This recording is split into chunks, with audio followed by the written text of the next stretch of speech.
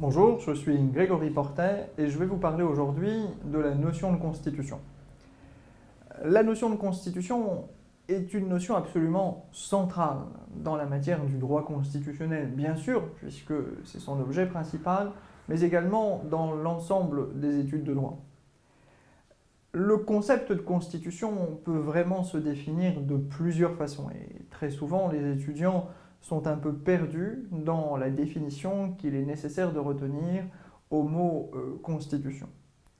Précisons tout d'abord que la constitution est aujourd'hui une norme, c'est-à-dire une règle de droit. Pourquoi est-il important de dire que c'est une norme? Parce que le réflexe que l'on peut avoir serait de dire la Constitution est un texte. Or, tout un chacun sait que au Royaume-Uni, la Constitution est coutumière. Et donc, dire que la Constitution est un texte reviendrait à dire que nos amis britanniques n'ont pas de Constitution, ce qui évidemment est inadapté. Donc, premier élément, la Constitution est une norme. Deuxième élément, la Constitution est une norme fondamentale. La fondamentalité de cette norme s'illustre par le fait que la Constitution figure au sommet de la hiérarchie des normes telle que l'a théorisé le juriste autrichien Hans Kelsen. Cela signifie que toutes les autres normes, les lois, les règlements, les traités, lui sont subordonnées et toutes ces autres normes tirent leur validité de leur conformité à la Constitution.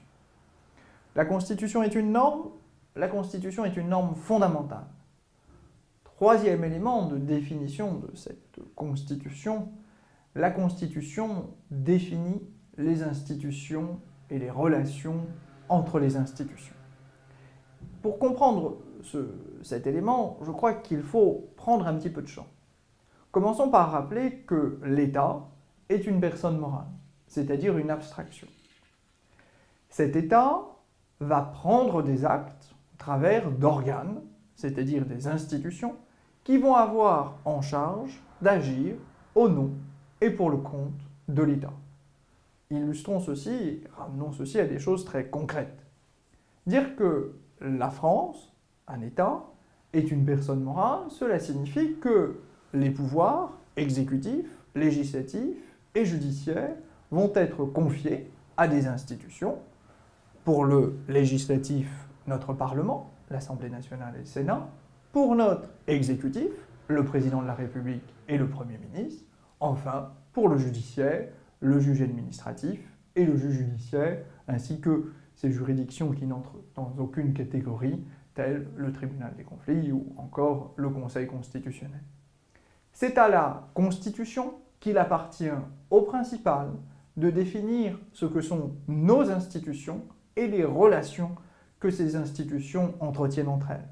À savoir, comment est désignée l'Assemblée nationale, comment est désigné le Sénat, mais également quels sont les pouvoirs qu'ont les différentes institutions, ainsi le droit de dissolution reconnu au président de la République à l'égard de l'Assemblée nationale. Norme fondamentale qui définit les institutions et les relations entre les institutions. Mais quatrième élément de définition de ce qu'est notre Constitution, la Constitution définit également les libertés fondamentales. Autrement dit, nos droits les plus essentiels. Pour nous concentrer au cas franco-français, on peut dire que nos droits fondamentaux figurent aujourd'hui dans ce qu'on appelle le bloc de constitutionnalité tel qu'il est apparu suite à une décision du Conseil constitutionnel du 16 juillet 1971, la décision liberté d'association. Autrement dit, nos droits fondamentaux sont définis dans la Déclaration des droits de l'homme et du citoyen du 26 août 1789. C'est ici que sont consacrés la liberté d'expression, la liberté d'opinion, la liberté d'aller et venir, la liberté de croyance religieuse, tous ces droits que l'on appelle des droits libéraux. Il y a ensuite, deuxième élément, le préambule de la Constitution du 27 octobre 1946. Nous avons ici 18 alinéas, et dans les alinéas 3 à 18, on va lister ici des droits sociaux.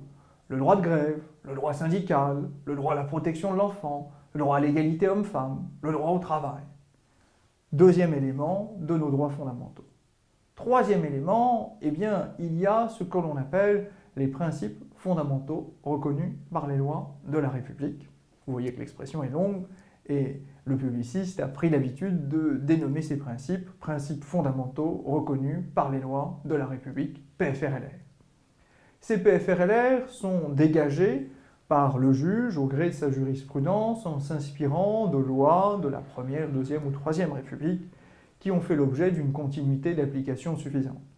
Disons-le simplement, ces PFRLR ont une fonction supplétive. On a ainsi complété le bloc de constitutionnalité en s'inspirant de la tradition républicaine et dégagé la liberté d'association comme PFRLR ou encore le principe d'indépendance des professeurs d'université. Troisième élément donc de notre bloc de constitutionnalité.